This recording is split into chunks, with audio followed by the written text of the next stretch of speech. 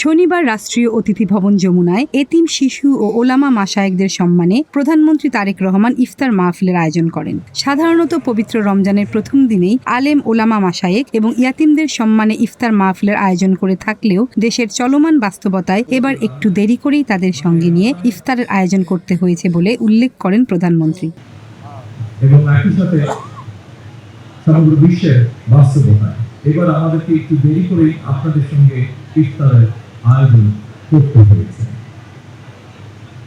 বিভিন্ন পরিস্থিতির কারণে যেমন গ্যাস, বিদ্যুৎ, জ্বালানি সহ বিভিন্ন ক্ষেত্রে ব্যয় সংকোচন এবং তুচ্ছতা সাধারণ অংশ হিসেবে এবারে রমাদানে আজ এবং গতকালের ইফতার মাহফিল সহ মোট 2টি ইফতার মাহফিলের আয়োজন করেছেন। ইসলামের 5টি ভিত্তির একটি জাকাত। জাকাতের বিষয়ে বর্তমান সরকারের পরিকল্পনার কথাও প্রধানমন্ত্রী এই অনুষ্ঠানে তুলে ধরেন। যতটুকু আমি জানি, জাকাত দাতাদেরকে ইসলামী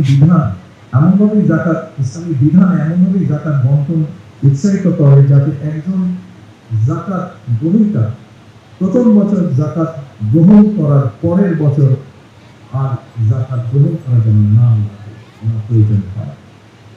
বিশেষজ্ঞগণ বলছেন, পরিকল্পিতভাবে জাকাত বন্টন করা গেলে দারিদ্র বিমোচনে জাকাত একটি যুগান্তকারী ভূমিকা পালন করতে পারে বাংলাদেশের দারিদ্র বিমোচনে। এছাড়া পবিত্র রমজান মাসেও যারা অসাধু পন্থা অবলম্বন করছেন তাদের প্রতি প্রধানমন্ত্রী তারেক রহমান আহ্বান জানান যেন তারা মানুষের কষ্টের কারণ না হন।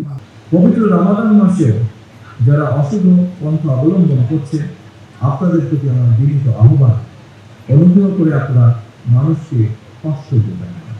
বৈশ্বিক পরিস্থিতির উন্নতি না হলে এবারের রমজানে এটিই হয়তো শেষ ইফতার মাহফিল, বলেন প্রধানমন্ত্রী। অনুষ্ঠানে উপস্থিত ছিলেন মন্ত্রী পরিষদের সদস্য সহ শীর্ষস্থানীয় ধর্মীয় ও রাজনৈতিক নেতৃবৃন্দ। মনস্বিতা বুলবুলি, দিনকাল ডিজিটাল।